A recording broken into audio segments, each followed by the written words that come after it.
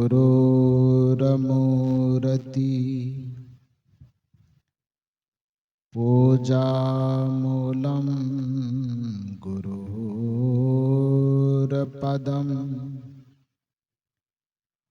मन्त्रमूलं गुरुर्वाक्यम् मोक्षमूलं गुरुर्कृपा।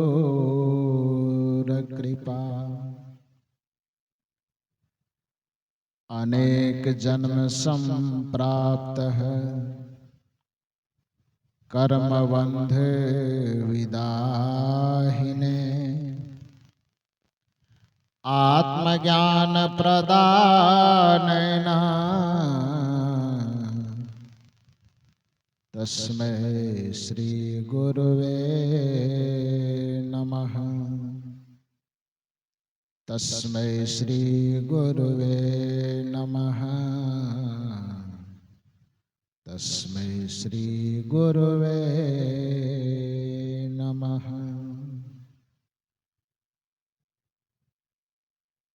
मेरे व्यावहारिक एवं पारमार्थिक जीवन के प्रबल प्रेरणा स्रोत परमाराध्य परम पूज्य सदगुरुदेव जी छत्तीसगढ़ के पावन धरा जिला दुर्ग के तरीघाट में आदरणीय निर्मल बाबू सब परिवार के माध्यम से आयोजित 2 दिवसीय सत्संग समारोह के प्रथम दिन की द्वितीय सत्र में मंच पर विराजमान सदगुरु कबीर आश्रम परसठी धमतरी से पधारे हुए परम पूज्य संत श्री हरेंद्र साहब जी, प्रयागराज से पधारे हुए पूज्य संत श्री यतीन्द्र साहब जी, हरियाणा से पधारे हुए पूज्य संत श्री गुलशन साहब जी एवं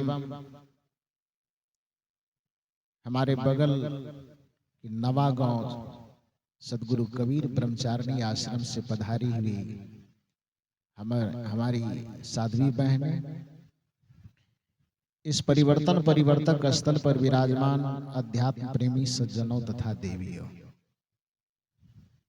इस द्वितीय सत्र में इस मंच के माध्यम से बहुत सुंदर सुंदर विचार आप लोगों ने श्रवण किया है। उसी विचारों की कड़ी में थोड़ा सा निवेदन मैं भी आपसे करूं।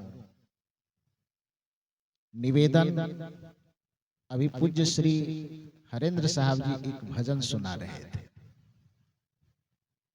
जिस भजन की प्रथम कड़ी थी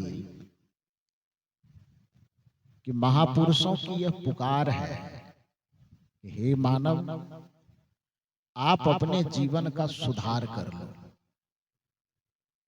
इस धरती पर 84 लाख योनि की परिकल्पना की गई है। इन 84 लाख योनियों में मानव ही एक ऐसा प्राणी है जिसके जीवन में सुधार की संभावना है। बाकी मानव को छोड़ करके जितने प्राणी हैं उसके जीवन में सुधार की गुंजाइश नहीं, सुधार का सारा दरवाजा वहां बंद है। आप जानते हैं एक बच्चा जब विद्यालय पढ़ने जाता है तो उसको सबसे पहले लिखने के लिए पेंसिल पकड़ाई जाती है। पहले तो स्लेट पे लिखता था तो स्लेट पे लिखने वाली पेंसिल अलग होती थी। अब कागज पर भी लिखता है तो कागज पर लिखने के लिए भी उसको पेंसिल पकड़ाई जाती है। अंग्रेजी में उसको क्या बोलते हैं? रेट, कोई कुछ लोग रेट बोलते हैं। तो कागज पर वो पेंसिल से लिखता है। कब तक लिखता है वो पेंसिल से? 2-4 क्लास तक जब तक पढ़ता है तब तक उसके हाथ में पेंसिल थमाई जाती है। उसके बाद वह बच्चा थोड़ा सा होश संभालता है, 5वां, 6ठा, 7वां, 8वां में जैसे ही जाता है उसके हाथ से पेंसिल लखवा दी जाती है, उसके हाथ में कलम धरवा दी जाती है। आपने कभी सोचा है कि ऐसा क्यों किया जाता है?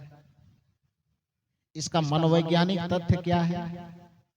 इसका मनोवैज्ञानिक तथ्य यह है कि जब तक बच्चे नासमझ है, उसको पुस्तक की समझ नहीं है, लेखनी की समझ नहीं है, तब तक उसके हाथ में पेंसिल इसलिए धराई जाती है कि पेंसिल से कदाचित कुछ गलत लिखा गया हो तो उसको वह मिटाने वाले से मिटा करके शुद्ध कर सकता है। लेकिन जब थोड़ा सा होश संभालता है तो उसके हाथ में कलम इसलिए थमा जाती है कि अब तुम्हारी गलती देखने के लायक है, यदि अब गलती होगी तो उसको मिटाया नहीं जा सकता है। जब तक नादान है तब तक उसको उसके गलती को सुधारने की संभावना हम देते हैं। यदि एक बार लिखने में गलत हो गई तो तुम मिटाने वाले रबड़ से मिटा करके उसको सही कर दो। लेकिन थोड़ा सा होश में आ जाने के बाद जब उसके हाथ में हमने कलम थमा दिया, तो कलम थमाने का मतलब यह है कि अब यदि कुछ लिखते हो तो थोड़ी जिम्मेदारी से लिखना, क्योंकि अब तूने यदि गड़बड़ी की तो उसको मिटाने की कोई संभावना नहीं है। उसी प्रकार से मानव एक ऐसा जीवन है जिस जीवन में आपको इस सृष्टि का ऐसा मनोहारी जीवन दे करके भेजा गया, स्वभाव दे करके भेजा गया जिसमें सुधार की गुंजाइश है। यह मनुष्य चाहे तो अपने जीवन को सुधार करके देवतुल्य बना सकता है, और यदि बिगाड़ ले तो फिर इससे बड़ा राक्षस भी खोजना बड़ा मुश्किल हो जाएगा। कर्म की भूमिका इसलिए कही जाती है, यही कारण है कि सत्संग किसके लिए होता है। आज तक आपने कहीं नहीं सुना होगा कि कुत्ता, घोड़ा, गधा इत्यादि के लिए कहीं सत्संग का पंडाल लगा है। किसी कुत्ते, घोड़े, गधे के लिए कहीं पर विद्यालय खुला है, ऐसा सुने हैं क्या? आज तक किसी बाघ को शाकाहारी होने का उपदेश दिया गया, ऐसा सुने हैं कहीं? क्यों नहीं सुने? क्योंकि उसमें बदलाव हो ही नहीं सकता, सुधार की गुंजाइश वहां है ही नहीं। प्रकृति ने उसको जैसा जीवन दिया है बस उस जीवन में फिक्स है, वो बदलाव नाम की कोई चीज वहां नहीं है। कुत्ता को जैसा बनाया गया 1000 वर्ष की पहले जैसे इस धरती पर उसका जीवन चल रहा था, आज भी उसका जीवन वैसा ही चल रहा है, और यह जब तक सृष्टि रहेगी तब तक उसका जीवन उसी तरह से चलेगा। बैल जैसा खा रहा था, जैसा सो रहा था, जैसा जी रहा था, उसी तरह से आज भी जी रहा है, आगे भी उसी तरह से जिएगा, उसमें बदलाव की कोई संभावना नहीं। यही कारण है कि आज तक किसी बाघ, कुत्ते, घोड़े के लिए कोई प्रवचन, कोई सत्संग, कोई विद्यालय, कोई महाविद्यालय का आयोजन नहीं किया गया। यदि बैल शाकाहारी है तो उसका शाकाहार उसके स्वभाव में फिक्स है, निर्धारित है, और बाघ यदि मांसाहारी है तो वह भी उसके स्वभाव में फिक्स है, निर्धारित, उसमें कोई बदलाव नहीं है। इसको एक उदाहरण से समझिए कि एक बाघ जो स्वभाव से मांसाहारी है, कदाचित वह भटकते भटकते भटकते भटकते ऐसे जगह पहुंच गया है जहां पर उसको खाने पीने की कोई सामग्री नहीं मिल रही है। 10 दिन से 15 दिन से इतना भूखा गया है, वो भूख लगी है, उसके पेट और पीठ का अंतर करना मुश्किल हो गया है। मतलब भूख के कारण पेट और पीठ की दूरी खत्म हो गई है, चिपक गया है। हड्डियां गिनी जा सकती है, इतनी हड्डियां उसके शरीर से निकल आई है। 15 दिन का भूखा रहना कम थोड़े होता है। और इतने भूखे रहने के बावजूद भी किसी आदमी को दया आ गई, इसी तरी घाट का कोई आदमी हो, उसको बड़ी ममता लगी। ये शेर है जंगल का राजा, अब भूखा गया है, इतना भूखा है कि इसको माने चलने फिरने का साहस नहीं है, पेट और पीठ में अंतर समझ में नहीं आ रहा है, तो उसके भूख पर तरस खा करके इसी तरी घाट का कोई आदमी नाद में एक नाद घास परोस करके उसके आगे में जाकर के रख दे, बाघ के आगे। घास समझते हैं ना, तो घास को एकदम काट काट करके छोटा छोटा टुकड़ा करके उस बाघ के आगे में ले जाकर के एक नाद में परोस दे। बाघ से इशारा करे कि बहुत भूखे हैं, थोड़ा सा ग्रहण कर लीजिए। भोजन समझ करके या जलपान समझ करके? आप बताइए, क्या वह बाघ उस घास को खा करके अपनी भूख मिटा लेगा? छोड़िए, घास नहीं खाता है। हमारे हरेंद्र साहब को ज्यादा ममता आ गई। आश्रम पर ढेर मालपुआ बनाया, खीर बनाया, दूध दही मेवा मिष्ठान लेकर के, और उसके आगे में परोस दिया। बाघ से कह रहा, घास खाना पसंद नहीं है तो ये मालपुआ ही भोग लगा दीजिए। खा लेगा बाघ? खाएगा? बिहार वाला बाघ होगा तो नहीं खाएगा। छत्तीसगढ़ वाला हो तो थोड़ा सा आप लोग बताइए, खाएगा? नहीं खाएगा। ठीक इसके विपरीत आप यही धारणा लागू कर दीजिए एक गाय पर, एक बैल पर। एक गाय और बैल की भी यही स्थिति हो गई कि ऐसे जगह पर वो चले गए हैं जहां पर कि भोजन के लिए कोई सामग्री, पानी का कोई सामग्री नाम का चीज नहीं है। वो अभी 15 दिन से इसी स्थिति में है, हड्डी निकल आए हैं 15 दिन से भूखे रहने के कारण। और उसके सामने में कोई व्यक्ति उसकी भूख पर तरस खा करके कोई व्यक्ति एक थैला मांस लेकर के गया, उसके आगे में, गाय के आगे में, बैल के आगे में रख दिया, प्रार्थना करा, हे गौ माता, घास की व्यवस्था तो हम नहीं कर सकते, लेकिन आपके लिए बगल से हम 1 केजी मांस लाए हैं, इसको खा करके अपना भूख मिटा लीजिए। क्या होगा वहां? गाय क्या करेगी, बैल क्या करेगा? खा लेगा? नहीं खाएगा। वो गाय और बैल मांस को सूंघ नहीं रहा है तो दीक्षा किससे लिया? हरेंद्र साहब से। सत्संग कहाँ सुना? उत्तरी घाट में। उत्तरी घाट में सुनने के कारण, सत्संग सुनने के कारण शाकाहारी हुआ, ऐसी बात तो नहीं है।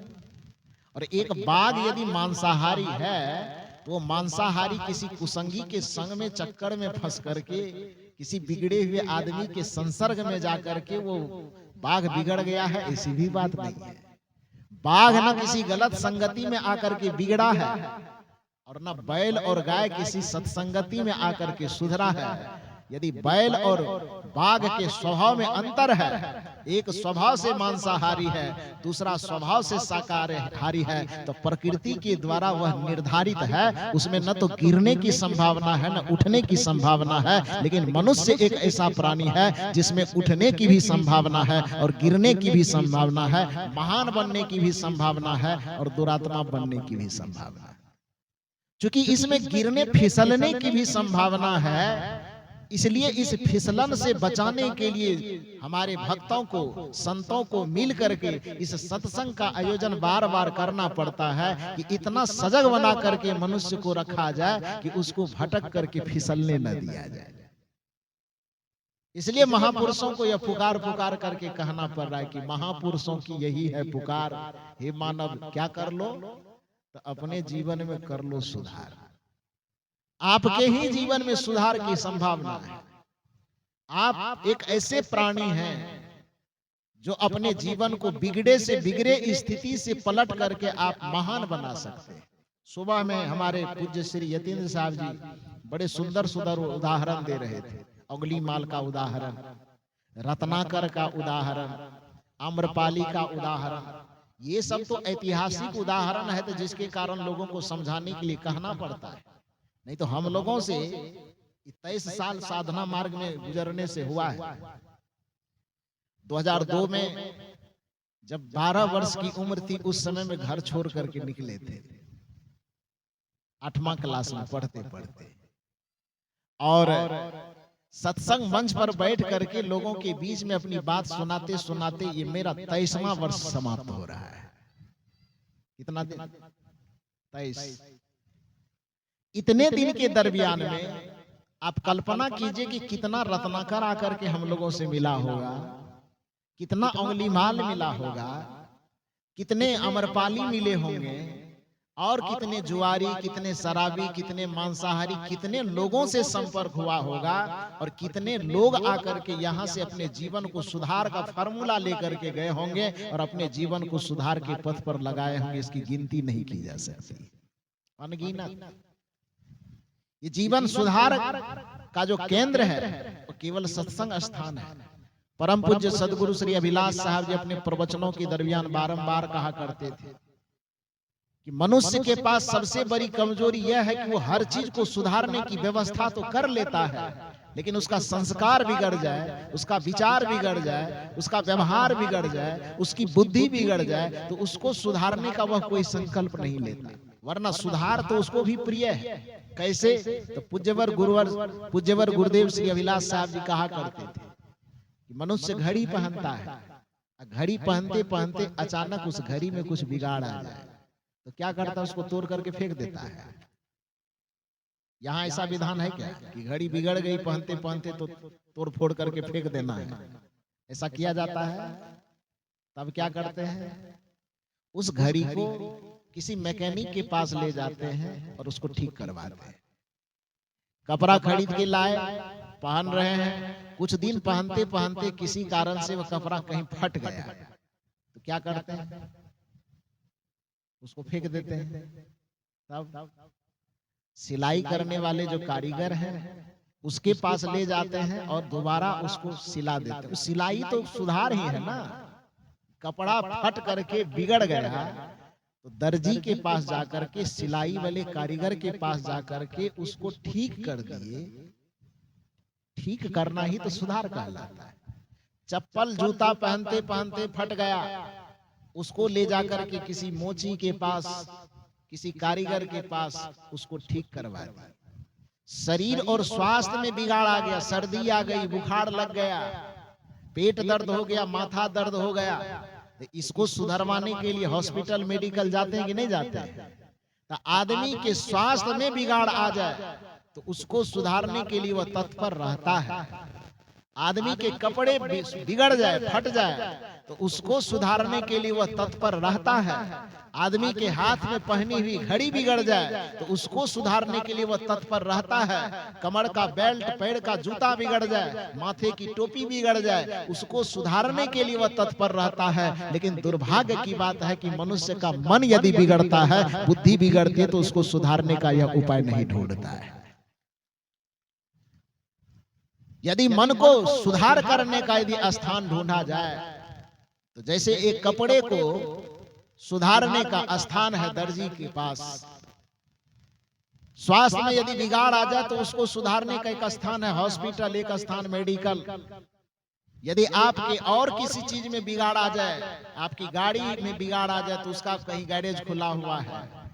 लेकिन यदि आपको बुद्धि में सुधार करना हो, विचार में सुधार करना हो, संस्कार में सुधार करना हो, स्वभाव में सुधार करना हो, तो उसको ठीक करने के लिए स्थान न तो सरकारों ने कहीं खोला है, न सेठों ने कहीं खोला है। उसको सुधारने का स्थान बस एक ही स्थान है, जिसका नाम है सत्संग का स्थान और गुरु का दरबार।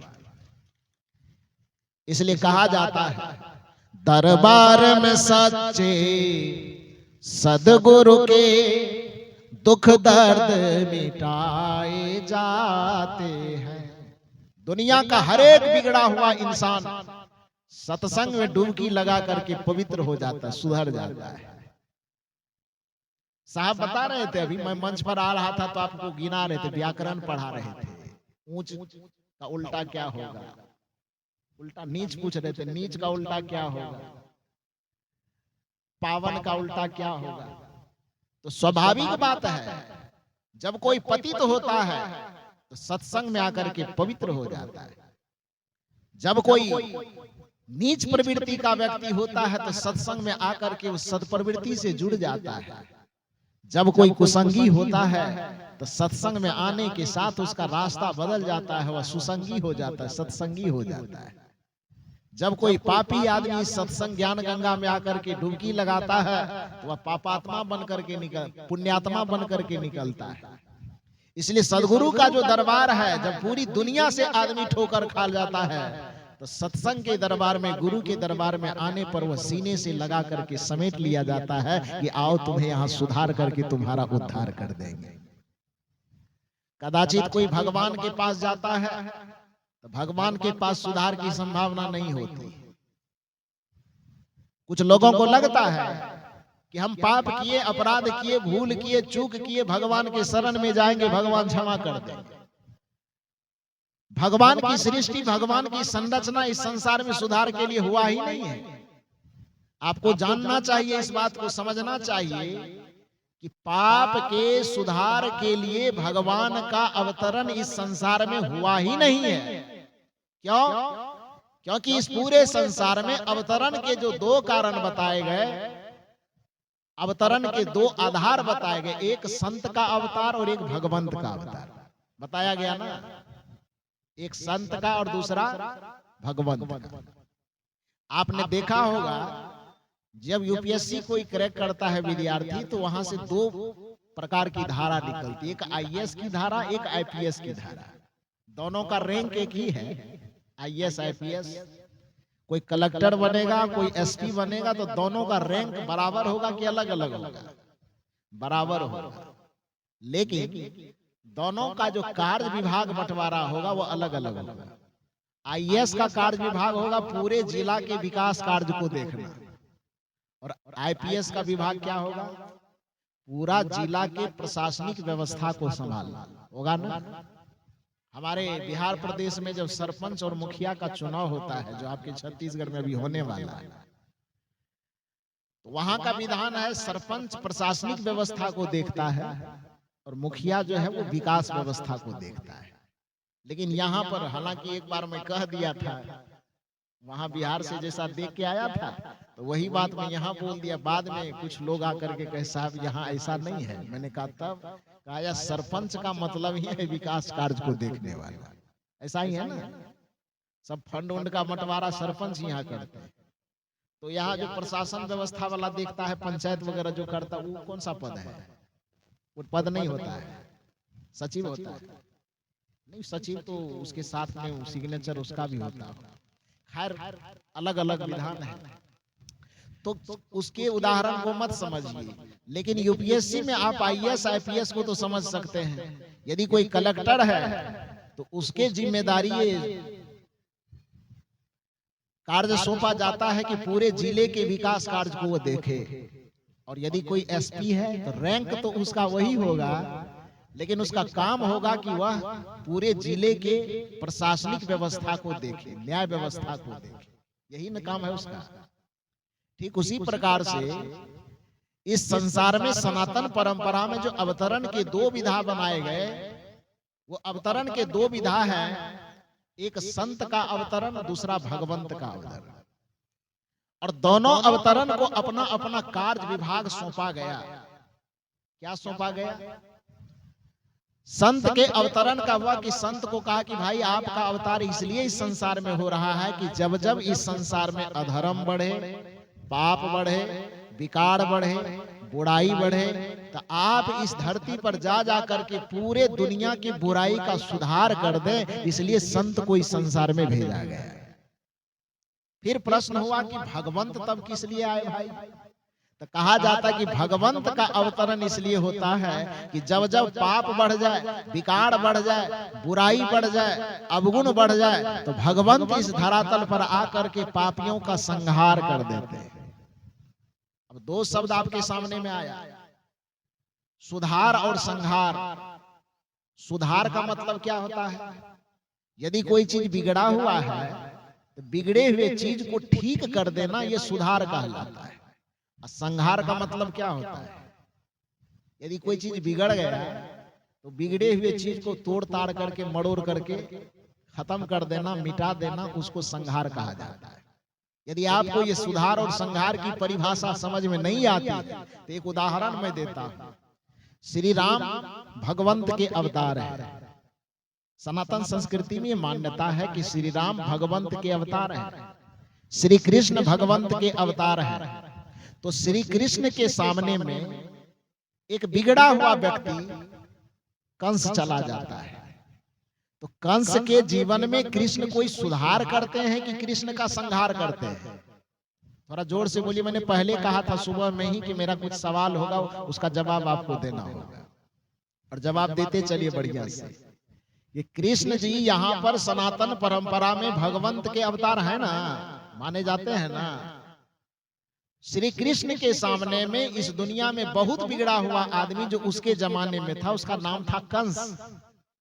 वह कंस जब अपने बिगड़े हुए बुद्धि, बिगड़े हुए संस्कार, बिगड़े हुए आचरण, बिगड़े हुए व्यवहार, बिगड़े हुए स्वभाव को लेकर के जाते हैं, तो श्री कृष्ण जी अपने बुद्धि, विवेक, ज्ञान, त्याग, तप के प्रभाव से कंस के जीवन में सुधार लाता है कि सुदर्शन से सीधे कंस का संहार करते हैं।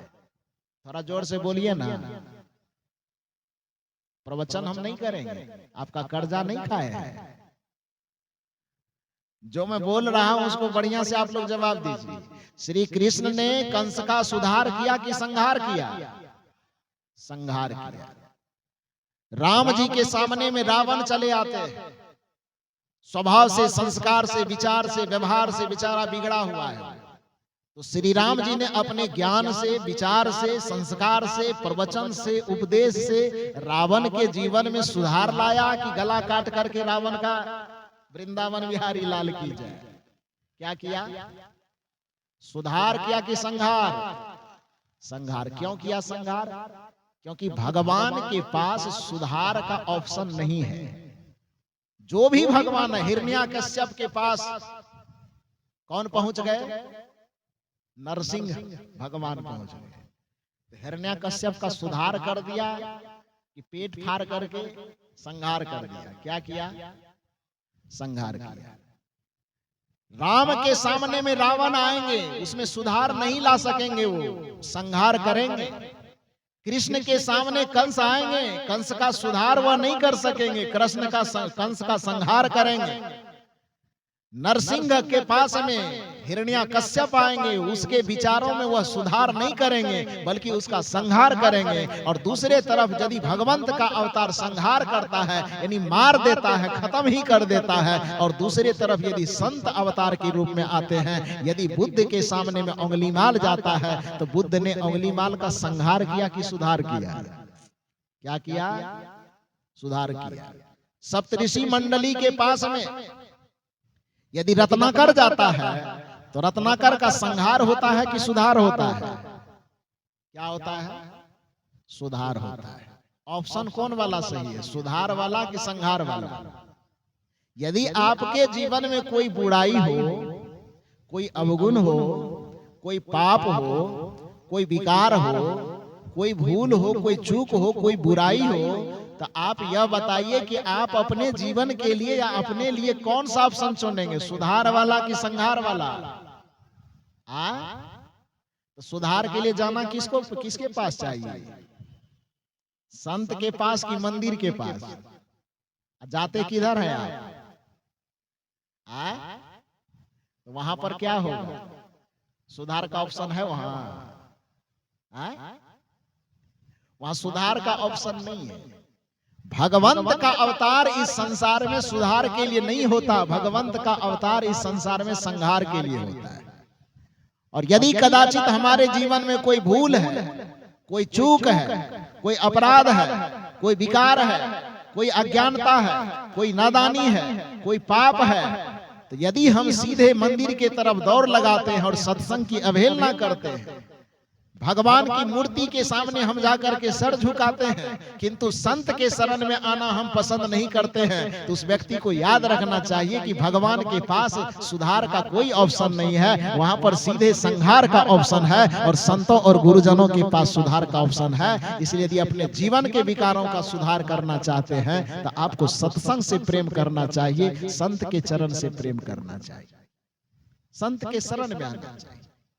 हनुमान जी के मंदिर में एक भक्त पहुंच जाता है और भक्त ने कहा कि भगवान, मेरे अंदर बहुत पाप है, बहुत विकार है, आप मेरा सुधार करके उद्धार कीजिए, रिद्धि सिद्धि सब प्रदान कीजिए, अष्ट सिद्धि नवनिधि के दाता आप ही हैं, पूरा कीजिए। ध्यान से सुनिए, यहाँ हनुमान जी को मैं भगवान का प्रतिनिधि बना रहा और हनुमान जी यहाँ फैसला कर रहे। हनुमान जी कहे कि अच्छा एक बात बताओ कि तू सीधे मेरे सामने अष्ट सिद्धि नवनिधि लेने के लिए आ गया है, थोड़ा सा नारियल लेके, 1.25 केजी लड्डू लेके, एक बात बताओ कि वहां जो तरी घाट में सत्संग हो रहा था वहां गया था कि नहीं गया था? प्रयागराज से यतीन्द्र साहब आए थे, धमतरी से इधर हरेंद्र साहब आए थे, बिहार से अभय साहब आए थे, हरियाणा से उधर गुलशन साहब आए थे। तो इतने दूर दूर से संत आए थे तरी घाट में, वहां पर संत का दर्शन किया कि नहीं? ये कौन कह रहे हैं? हनुमान जी कह रहे हैं। भक्त ने कहा बड़ा गजब है, आप तो सबसे पावरफुल देवता है, चौराहे चौराहे पर बैठे रह करके पूरे सब की रक्षा करते रहते हैं।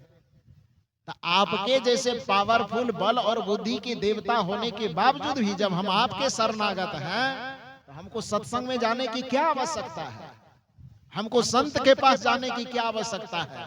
हनुमान जी ने कहा रे नादान, ये दुनिया ये संसार पूरी सृष्टि संविधान से चलता है। जब तक संविधान नहीं बनता तब तक कोई चाहे कितनी मनमानी कर ले, लेकिन जब एक बार संविधान का निर्माण हो जाता है तो संविधान को बनाने वाला भी उस नियम के दायरे में आ जाता है।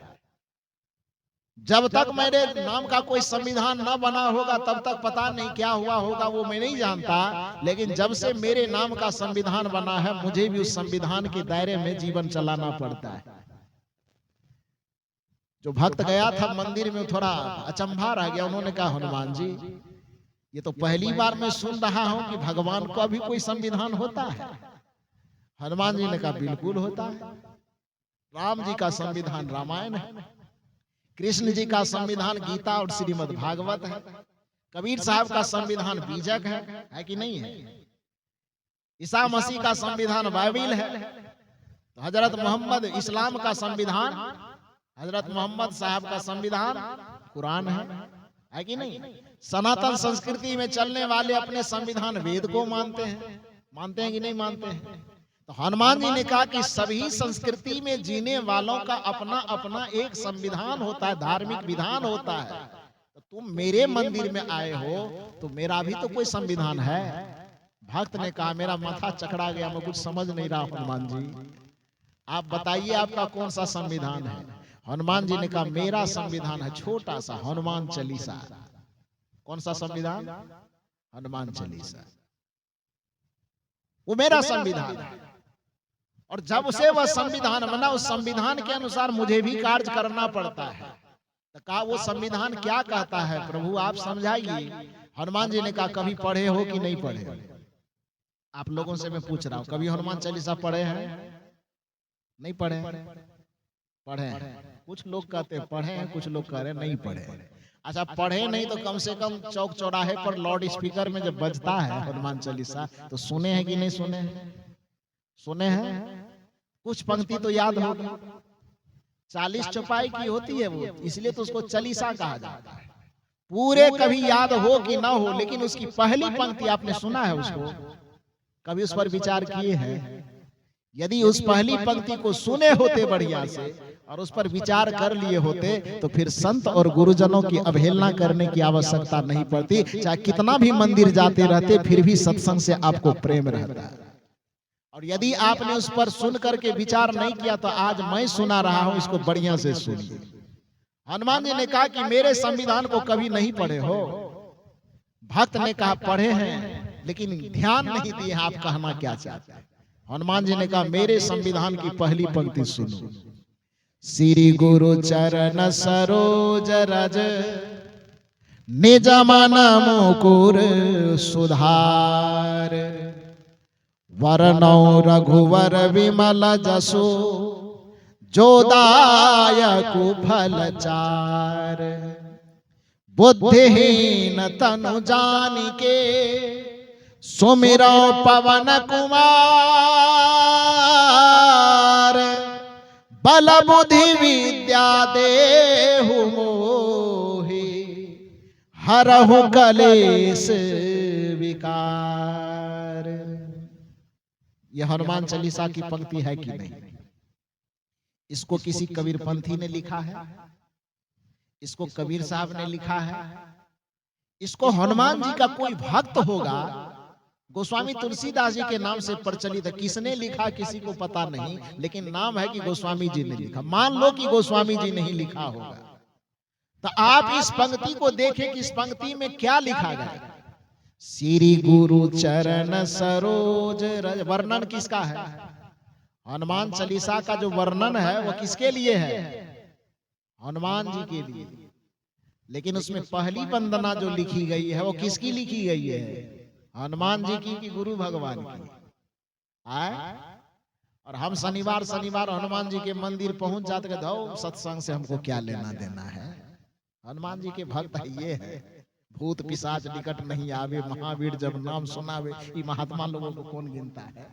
क्यों जाए? जिस हनुमान जी का नाम लेने के कारण आप कहते हैं कि सत्संग और संत की क्या आवश्यकता है, वो हनुमान जी आपको सिखा रहे हैं कि मेरे दरबार में आने से पहले तुमको कहां जाके डुबकी लगाना चाहिए? श्री गुरु चरण सरोज रज। श्री सदगुरु के चरण कमल में पहुंच करके सदगुरु के चरण से, मुख से, वाणी से जो गंगा ज्ञान की गंगा प्रवाहित होती है, पहले जाकर के वहां डुबकी लगा लो, तो तुम्हें पता चलेगा कि असली मंदिर कौन है और असली भगवान कौन है। किस मंदिर में हमें जाना चाहिए और किस भगवान की पूजा करनी चाहिए, ये अपने आप पता चल जाएगा। इसलिए कहा जा रहा है कि मंदिर आने से हनुमान जी अपने भक्त को कह रहे हैं कि मंदिर तू आ गया, हमसे अष्ट सिद्धि और नवनिधि मांग रहा है, लेकिन इतना बात याद रख कि सत्संग और संत की अवहेलना करने वाले किसी भी भक्त को, किसी भी व्यक्ति को कोई भगवान चाह करके भी आशीर्वाद नहीं दे सकता। जो संत की अवहेलना करता है, जो सत्संग की अवहेलना करता है, जो धर्म ज्ञान और भक्ति से प्रवाहित इस ज्ञान गंगा की अवहेलना करता है, तो पूरी दुनिया की किसी भी देवता में यह सामर्थ्य नहीं है कि उस भक्त का उद्धार कर दे, उस भक्त का कल्याण कर दे। इसलिए किस मंदिर से आप आस्था रखते हो, आपके आस्था को धन्यवाद है। किस भगवान से आप आस्था रखते हो, अपने जगह पर आप आस्था रखे रहो। किस मंदिर में जाकर के आप सर झुका रहे हो, अपने जगह झुकाते रहो, लेकिन इतना ध्यान रखो कि अपने हृदय में, अपने मन में, अपने बुद्धि और विचार में संत के प्रति श्रद्धा और आस्था को गहरा करो। सत्संग के प्रति आस्था को डवाडोल न होने दो, बल्कि सत्संग के प्रति अपना इतना आस्था बनाओ, और सत्संग में जाते जाते जाते जाते आपको पता चल जाएगा कि हमारा असली भगवान क्या है, भगवान का असली स्वरूप क्या है। और जब भगवान के असली स्वरूप को समझ जाएंगे, भक्ति के असली स्वरूप को समझ जाएंगे, ईश्वर के असली स्वरूप को समझ जाएंगे, और ईश्वर की पूजा विधान को असली रूप में जान जाएंगे, तो फिर आपको बाहर भटकने की आवश्यकता नहीं पड़ेगी। आपका तन ही आपके लिए मंदिर हो जाएगा, और इस तन रूपी मंदिर में बैठा हुआ आत्मा ही आपके लिए भगवान, परमात्मा और ईश्वर हो जाएगा। लेकिन पहले सत्संग में आइए। तो हनुमान जी कहते हैं कि अपने जीवन का सुधार करना, मैं यही कह रहा हूं कि भगवान सुधार के लिए नहीं होता है। भगवान यदि सुधार के लिए होता तो हनुमान जी कह रहे हैं कि श्री गुरु चरण सरोज रज। श्री गुरुदेव के चरण रज को जाकर के स्पर्श करो, यानी उसके शरणागत हो जाओ। भक्त ने पूछा, उनके पास जाने की क्या जरूरत है, हम तो आपसे नाता जोड़े हैं। हनुमान जी कहते, निज मन मुकुर संहार की सुधार। थोड़ा जोर से बोलिए, निज मन मुकुर सुधार। श्री गुरुदेव के चरण में जाकर के शरणागत हो जाओ। प्रश्न हुआ क्यों? तो हनुमान जी कहते, निज, निज मन अपना, मन समझ रहे हैं ना? निज मन मुकुर, मुकुर का मतलब क्या होता है? मुकुर का मतलब होता दर्पण, आईना। मन रूपी आईने को सुधारने के लिए कहा, क्योंकि मन रूपी आईने में ही उस भगवान का साक्षात्कार होगा। इसलिए कबीर साहब ने कहा कि परमात्मा आपके घट में दर्शेंगे, उसके लिए मन रूपी दर्शन का, दर्पण का साफ होना आवश्यक है। कबीर साहब का एक पद है ना, गुरु से कर ले मेल गवारा का, सोचत बारंबार। इस पद में एक कड़ी आती है, जो दर्शन को दिल चाहिए, तब दर्पण मांजत रहिए। यदि अपने भीतर में बैठे उस परम सत्य का, उस रमैया राम का दर्शन करना चाहते हो, तो अपने चित्त रूपी, मन रूपी दर्पण को क्या करते रहो? मांजते रहो। जो दर्शन को दिल चाहिए, तब दर्पण मांजत रहिए। क्यों मांजना है? क्योंकि जब दर्पण में लागी काई, तब दरस कहां से पाई। इसलिए गुरु से मेल करो ताकि वो काई को मिटा दे। गुरु से कर ले मेल गवारा का, सोचत बारंबार। गुरु से मेल करो ताकि मन और चित्त रूपी दर्पण पर जो अनादि काल से लगे हुए विकारों का मैल है, गुरु के शरण में जाने से वह छूट जाएगा। जिस दिन यह मन आपका दर्पण की तरह चमकना शुरू हो जाएगा, कबीर साहब का यह दावा है कि कबीरा मन निर्मल भया जैसे गंगा नीर, तो फिर किसी भगवान को खोजने की आवश्यकता नहीं पड़ेगी, बल्कि दुनिया के सभी देवी देवता और भगवान पीछे पीछे हरि फिरे। कहत कबीर कबीर साहब कहते हैं उस भक्त के पीछे पीछे दुनिया के सारे भगवान घूमते हैं, जिस भक्त का मन एकदम दर्पण की भांति निर्मल हो जाता है, गंगा की भांति पवित्र हो जाता है। कबीरा मन निर्मल भया जैसे गंगा नीर, तो पीछे पीछे हरि फिरे। कहत कबीर कबीर। ये मन को दर्पण की भांति चमकाने के लिए संत महापुरुष तो कहते ही हैं। कदाचित सोचिए हमारे दुनिया का संस्कृति कितना सभ्य रहा होगा। कुछ समय में जो फिल्म बनाने वाले फिल्म के लोग भी कहते हैं कि भैया यदि जीवन में अपने भीतर में आत्मा परमात्मा का साक्षात्कार करना हो तो मन रूपी दर्पण को धोते रहना। वेद में तो एक आता है, कहा ही जाता है, वेद में भी ऋचा आई है, उपनिषद में ऋचा आई है कि अंतः शरीरे ज्योतिर्मयो ही शुभ्रो यंग पश्यन्ति यत्यः क्षीण दोषः, कि अंतः शरीर के अंतःपुर में ही वह परमात्मा निवास करते हैं, लेकिन उसको वही देख सकता है यत्यः क्षीण दोषः, जिसके चित्त पर से समस्त दोष का आवरण उतर चुका हो, विकार का आवरण उतर चुका हो, वही अपने घट में उस परमात्मा का दर्शन अनुभव कर पाए।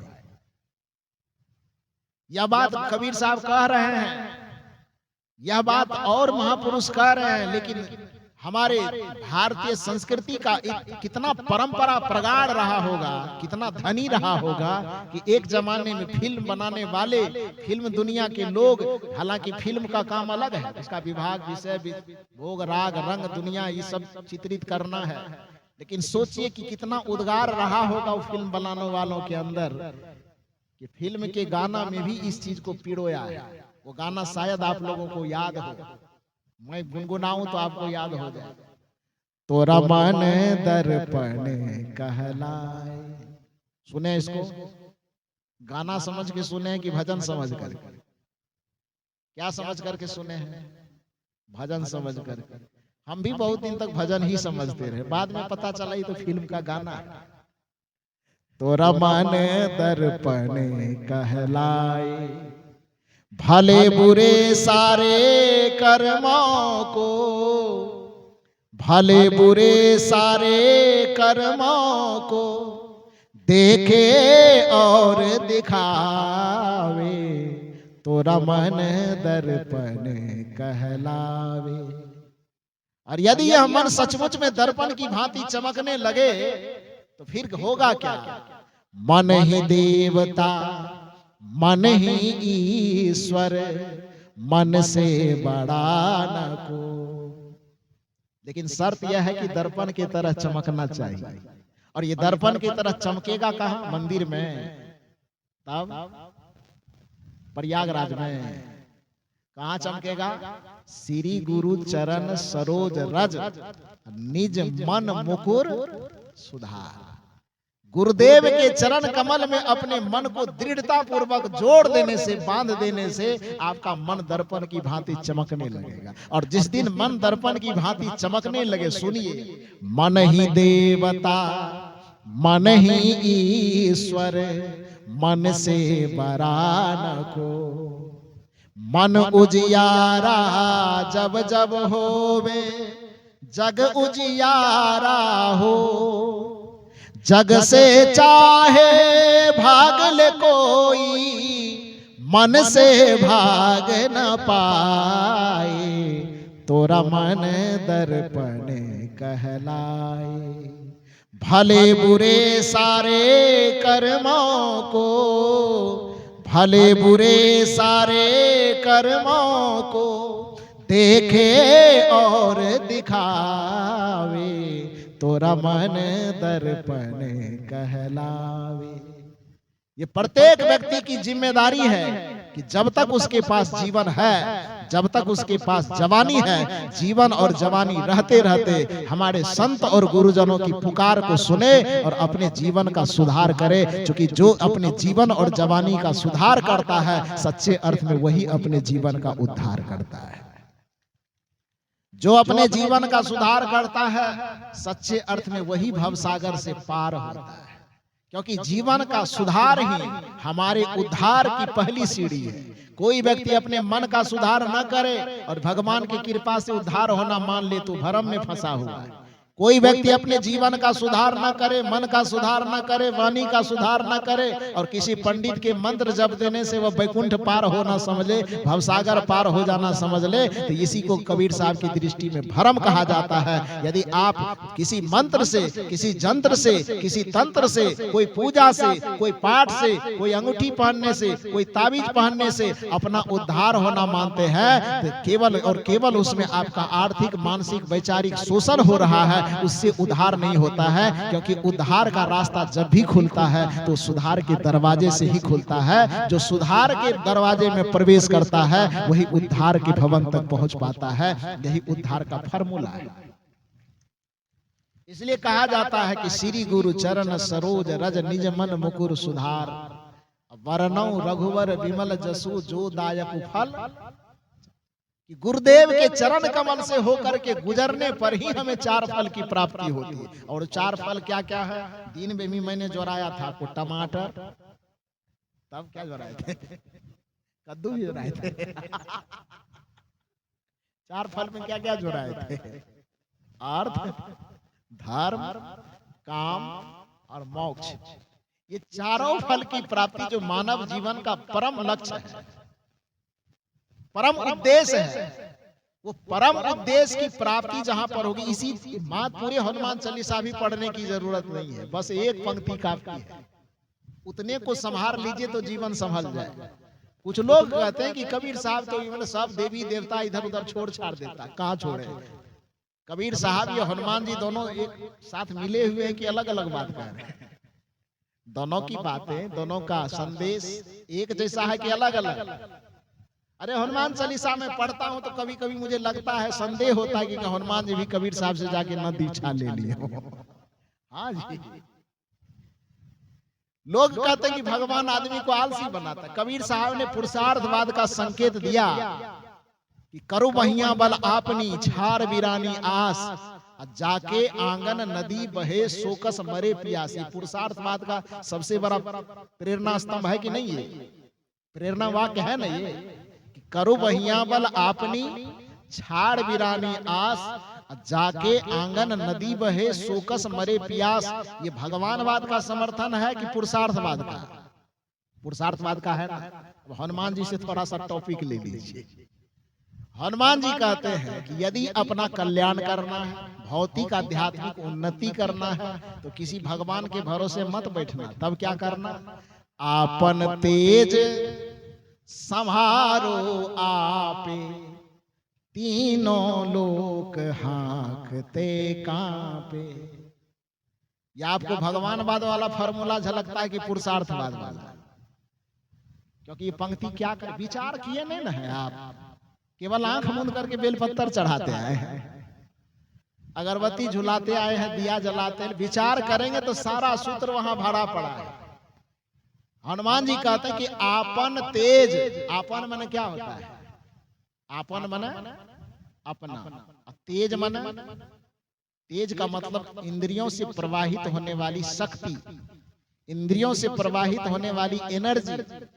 आंख से जो शक्ति प्रवाहित हो रही, कान से जो शक्ति प्रवाहित हो रही, मुख से जो शक्ति प्रवाहित हो रही है, स्पर्श से शक्ति प्रवाहित हो रही है, मन और इंद्रियों से जो शक्ति बाहर में प्रवाहित हो रही है, उसी को आध्यात्मिक भाषा में तेज कहा जाता है। तेज इज इक्वल टू एनर्जी, तेज इज इक्वल टू शक्ति। उसको जो कहिए तो आपन तेज संभालो, किसके भरोसे? आपन तेज संभालो किसके भरोसे? दुर्गा माई की काली माई। आपन तेज संभालो भोले बाबा के भरोसे कि सत्यनारायण बाबा के भरोसे? किसके भरोसे? तो अपने भरोसे संभालो, आपन आस कीजे बहु तेरा, कबीर साहब का फॉर्मूला है। करो बहिया बल आपनी, ये पुरुषार्थवाद का सूत्र है। और हनुमान जी करें आपन तेज संभारो, भगवान के भरोसे। आपन तेज संभारो ऊपर वाले के भरोसे नहीं ना, आपन तेज संभारो अपने भरोसे। तो अपने भरोसे कबीर साहब जब यह बात करें कि आपन आस कीजे बहु तेरा, जब कबीर साहब यह कह रहे हैं कि करो बहिया बल आपनी छार वीरानी आस, तो ये पुरुषार्थवाद का सूत्र है। तो जब हनुमान जी कह रहे हैं कि आपन तेज संहारो आपे, तो ये पुरुषार्थवाद का सूत्र नहीं है ना जी। और अपने तेज को अपने भरोसे यदि संभाल लोगे, अपने वाणी को अपने भरोसे आप संभाल लोगे, अपने मन और इंद्रियों को किसी भगवान के हवाले नहीं करोगे, अपने पाप और पुण्य की वृत्ति को किसी भगवान के हवाले न करके जिस दिन यह समझ लोगे कि हमारे ही हाथ में हमारा पाप छिपा हुआ है, हमारे ही कर्म में हमारा पुण्य छिपा हुआ है, जिस दिन उस कर्म की धारणा को समझ करके और अपने कर्म वाणी मन और इंद्रियों को अपने आप से संभालना शुरू कर दोगे, हनुमान जी कहते उसी दिन से तीनों लोग हांकते कांपे, तुम्हारे एक इशारा से तीनों लोग कांपना शुरू हो जाएगा, थरथराना शुरू कर देगा। आपन तेज संहारो आपे, ऐसा नहीं लग रहा है कि कहीं हम गलत अर्थ कर रहे हैं, गलत अर्थ की कहीं गुंजाइश नहीं है, इसमें स्पष्ट है। आपन तेज संहारो आपे, मतलब अपने तेज को, अपने शक्ति को, अपने मन को, अपने इंद्रियों को संभालो। किसके मार्फत से? अपने मार्फत से, भगवान के मार्फत से नहीं। कमजोर आदमी होता है जो ऊपर इशारा करता है, जाने ऊपर वाला। बिहार में एक कहानी कहते हैं, आप इजाजत दे तो हम कह दो, कहानी सुना दो।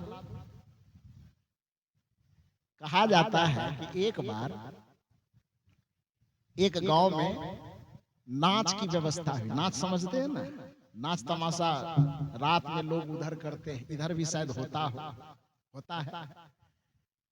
तो एक गांव में 2 4 5 10 चोरों की गुट बैठी, जमात, चोर, चोरी करने वाला।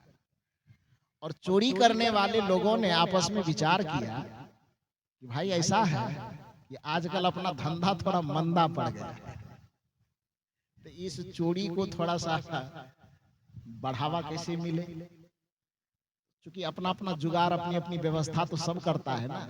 तो चोर लोगों की बैठक हुई कि धंधा थोड़ा, रोजगार थोड़ा बैठ गया है, तो चोरी को थोड़ा सा बढ़ावा मिले, इसके लिए योजना बनाया। योजना क्या बनाया कि पूरे गांव के लोगों को अपने अपने घर से निकालेंगे रात में। कैसे? कोई उपाय तो करना होगा। तो कुछ लोगों ने कहा ऐसा करके सत्संग कर देते हैं। धो सत्संग सुनने लोग थोड़े जाएगा तब और कुछ कर देते। कहा ऐसा है कि पूरे गांव के लोग अपना अपना घर बिस्तर छोड़ करके ठंडी गर्मी का परवाह किए बगैर एक ही चीज में शामिल हो सकता है, वो है कोई नाच कर दो। तब पूरे गांव के लोग अपना रजाई फेंक करके वहां पर पहुंच जाएंगे। ये परवाह नहीं करेंगे घर में कोई काम बिगड़ रहा है, कि नींद बिगड़ रही, कि ठंडी लग रही, कि क्या लग रही, इसकी परवाह नहीं करेंगे। सत्संग करोगे तो भले कहेगा कोई आदमी जाना चाहिए, हमको पूछा थोड़े है, हम क्यों जाए। नाच में ये सवाल नहीं करता है कि हमको पूछा नहीं है। तो चोरों ने आपस में विचार किया कि सत्संग करोगे तो पूरे गांव के लोग अपना अपना घर छोड़ करके जमा नहीं होंगे, बस एक चीज में जमा हो सकता है, उस चीज का नाम है नाच। तो रात में नाच कर देना। पूरे घर के जितने लोग, पूरे गांव के जितने लोग होंगे, सब रात में 9-10 बजे के बाद इकट्ठा हो जाएंगे। जहां नाच होगा वहां गांव हो जाएगा पूरा खाली। उसके बाद मिला हुआ था नाच पार्टी से चोर सब जी। इधर नाच देखने में जब सब व्यस्त हो जाएंगे, तब इधर से 10 ठो मिल करके जाएंगे और गांव में जिसके घर में देखेंगे कि बढ़िया बढ़िया सामान है, उसके घर में चोरी कर लेंगे। ऐसा ही हुआ। योजना के तहत 8-9 बजे रात से नाच की शुरुआत हुई। नाच देखने के लिए पूरे गांव के लोग, बच्चे बूढ़े जवान जितने थे, पूरे गांव के लोग उस नाच के सामने जमा हो गए। चोरों ने देखा कि अब गांव पूरा सुनसान पड़ गया है, गांव में कोई होगा नहीं, बस वह चोर जिस घर को अपना बनाया था निशाना, कि उस घर में चोरी करना है। उस घर में जाकर के वो चोरी के लिए पीछे से प्रवेश किया, और जब पीछे प्रवेश करता है तो घर में चोरी के जितने सामान उसको लेना था सब सामान ले लिया। संजोग से उसमें दो चार चोर ऐसा आया था कि बेचारा रात में शायद शाम में भूखे पेट आया था, भोजन नहीं किया था। उस सामान सब इकट्ठा करते करते, खोजते खोजते, बांधते बांधते भूख बड़ी जोर की लग गई। तो उसमें से चोर कहता है, भाई ऐसा है कि सामान तो अब चुरा लिए ही हैं, थोड़ी भूख लग गई है, थोड़ा कुछ खा लेते हैं और उसके बाद सामान लेके जाएंगे तो रास्ते में सामान ढो नहीं पाएंगे, भूखे पेट अपना चलना मुश्किल है, ये सामान कैसे ले जाए। तो कहा अच्छा भूख लग गई है तो थोड़ा खोजा जाए। खोजते खोजते देखा तो संजोग से जो किचन रूम था भोजन बनाने वाला, उसमें देखा कि एक हांडी में खीर बना हुआ है। खीर, खीर समझ रहे हैं ना? क्यों नहीं समझे, भारत के लोग हैं तो वो खीर, हांडी में खीर बनी हुई थी। तो शायद हमको लगता है कि चूल्हा पे चढ़े रह गया होगा और बनाने वाले को नाच देखने का इतना उतावलापन होगा कि शायद वो नाच देखने चले गए हो, सोचे हो कि नाच देख के आएंगे तो सुबह सुबह गरम गरम खाएंगे। इसी योजना में वो चूल्हा पर वो खीर को चढ़े छोड़ करके सब नाच देखने चला गया। तो वो सामान तो समेट लिया था घर में चोरी करके, और खीर खाने के लिए कुछ प्लेट पत्तल जो भी उसको मिला होगा वो जमा किया। अब खाएंगे, खाने के लिए जैसे ही बैठने वाले थे तो उसी किचन के बगल में एक कमरा था जिससे खर्राटे की आवाज आई। खर्राटा समझते हैं ना? हाँ, तो खर्राटे की आवाज आ रही थी। तो खर्राटे लेने में नाक से जो बंद था तो एकदम खर्राटा कैसे लेता है लोग आवाज आती है ना। तो आवाज जो आ रही थी तब जब खाने लगा तो चोर को जब किसी की आवाज सुनाई दे तो चौकन्ना होगा ना कि कोई देख न ले, तो थोड़ा सावधान हुआ कि लगता है कोई है, देख लेगा तो परेशानी होगी। तो कोई आदमी पैर दबा करके उसी में से धीरे धीरे देखने गया तो देखा कि बूढ़ी एकदम खटिया पर लेटी हुई है। और चोरों ने कहा चिंता मत करो, बूढ़ी है, एक तो महिला है, बूढ़ी है, हम लोग 5-6 है, ज्यादा इधर उधर करेगा तो बस कंठा दबाएंगे वृंदावन बिहारी लाल की, ज्यादा कुछ नहीं करेगा। लेकिन कोई आदमी है तो थोड़ा सावधान होना पड़ेगा। तो फिर इधर खाने के लिए भीड़ गया, अब परोस रहा अपने अपनी थाली में अपना खाने के लिए, अब बूढ़ी माता और खर्राटा ले रही है। तो खर्राटा ले रहे तो उसमें से चोर कहता है क्या हो गया बुढ़िया को, क्या मांग रही है। उसी में से एक चोर कहता लगता है खीर बनाया था, सब लोग खा लिया, इस बूढ़ी को खाने नहीं दिया होगा इसीलिए सपने में खीर मांग रही है। क्योंकि खर्राटे में खर खर की आवाज होती है ना, तो जो खर्राटे में खर खर बोल रही थी तो शायद चोर लोगों ने अनुमान लगाया कि इसको खाने नहीं दिया होगा तो इसलिए खर खर कह करके खीर खीर मांग रही है। ऐसा करो कि एक करछुली, एक चम्मच निकाल करके बूढ़ी माँ के मुंह में डाल दो। नहीं डालोगे कदाचित उसके हिस्से में यदि खीर खा लिया पेट दर्द उठेगा, कोई बीमारी धर लेगी, तो इस वजह से पहले उसको खिला दो तब खाएगा। तो कोई बात नहीं। उस चोर क्या किया, अभी तक तो टेस्ट किया नहीं था, उस चम्मच से एकदम हंडी में से उठाया, थोड़ा हाथ से छू के देखता तो पता चलता कि गरम है कि नरम है कि क्या है, लेकिन देखा नहीं, हड़बड़ी में था, एकदम हंडी में चम्मच दिया, एक चम्मच निकाला, अब बूढ़ी मैया जो मुंह खोल करके खराटा मार रही थी, उस चम्मच भरा हुआ खीर उसके मुंह में जाकर के डाल दिया। जब खीर उसके मुंह में डाला बूढ़ी मैया चिल्ला करके उठी।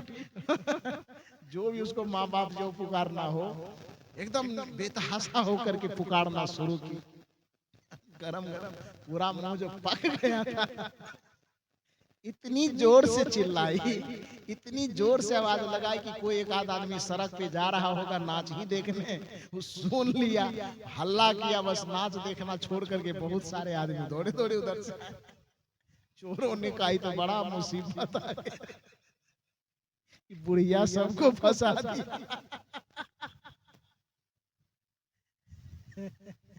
उसमें से डर से कुछ चोर क्या हुआ, बूढ़ी मैया की खटिया के नीचे घुस गया अंदर। कुछ चोर भाग नहीं सका, तो देखा किधर भागे, तो भागे जो घर का जो छप्पर होता है ना, तो पुराने में एक ऐसे धड़ेन टाइप का देता है, उसको क्या बोलते हैं? पटौआ। पटौआ ठीक है, आपका नहीं कहेंगे, उसका बोलेंगे। तो पटौआ जो था ना, उस पे चढ़ गया। जब लोग जमा हुए घर में, लोग जमा होकर के पूछते हैं बूढ़ी माता से, खीर खाना ही था तो थोड़ा ठंडा करके खा लेती, इतना गरम गरम खाने की क्या जरूरत है?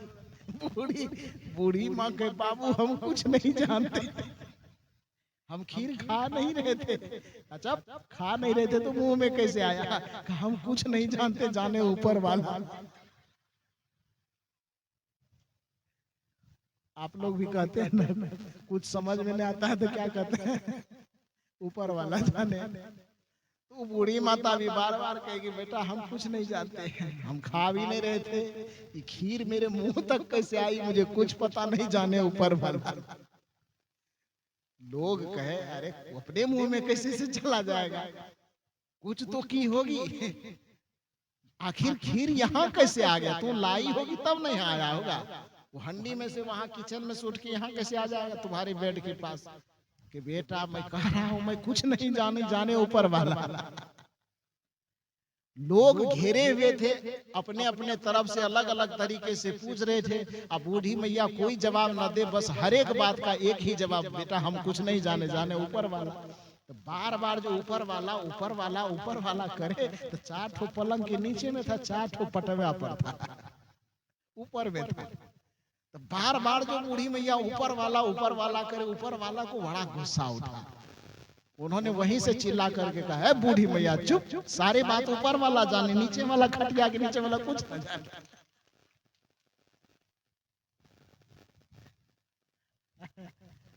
सारा दोष ऊपर वाले को लगा रही है, हम अकेले थोड़े हैं, 4 ठो तुम्हारे खटिया के नीचे।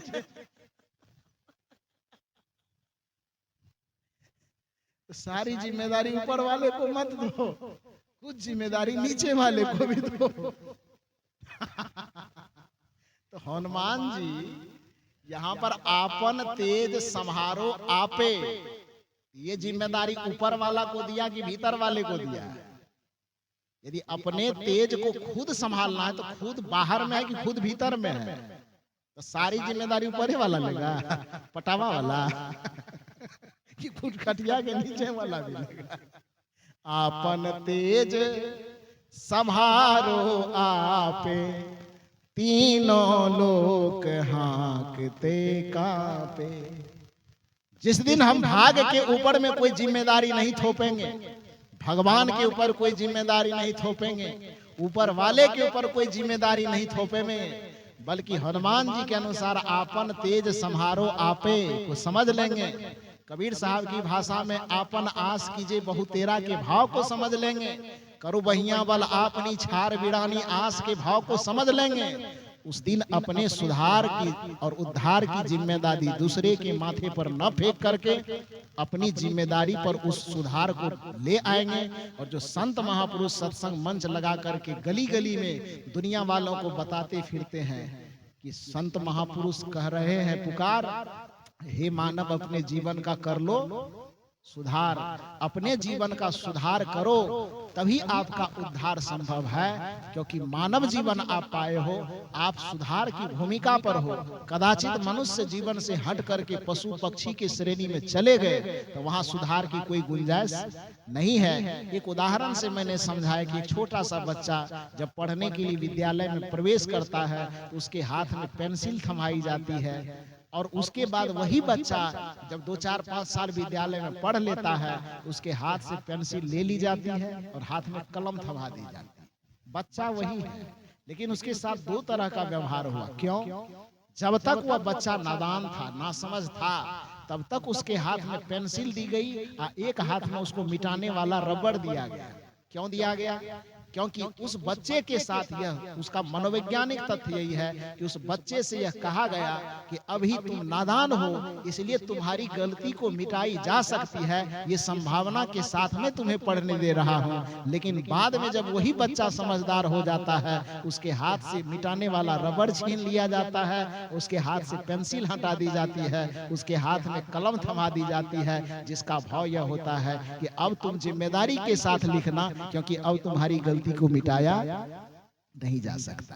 तो उसी तरह से हम जो पशु पक्षी की योनि में जब चले जाते हैं, तो वहां हमारी भूल को मिटाने का, भूल को सुधारने का कोई मौका नहीं होता है। लेकिन जब हम मानव जीवन में होते हैं, यहाँ पर बड़ी से बड़ी गलती को, बड़ी से बड़ी भूल को सुधारने का अवसर है। और सुधारने का जो स्थान है, जैसा कि मैंने कहा कि घड़ी बिगड़ जाए तो उसको सुधारने का कोई स्थान निर्धारित है, जूता चप्पल बिगड़ जाए तो उसको सुधारने का कोई स्थान है, यदि तन पर पहना हुआ कपड़ा फट जाए तो उसको सुधारने का स्थान है। उसी तरह से बुद्धि, विवेक, विचार, व्यवहार, संस्कार, स्वभाव यदि बिगड़ जाए, चित्त बिगड़ जाए, मन बिगड़ जाए, तो उसको सुधारने का जो स्थान है, उस सुधारने के स्थान का ही नाम है सत्संग का स्थान, और सुधारने वाले का नाम ही है संत और गुरु। तो आप संत और गुरु के चरण में पहुंचकर अपने जीवन का सुधार कर लीजिए। जो आह्वान हमारे परम पूज्य संत श्री हरेंद्र साहब ने किया कि सभी महापुरुष संतों की यही है पुकार कि हे मानव, इस सत्संग में आकर के अपना क्या कर लो? सुधार कर लो। बस इतना ही निवेदन करके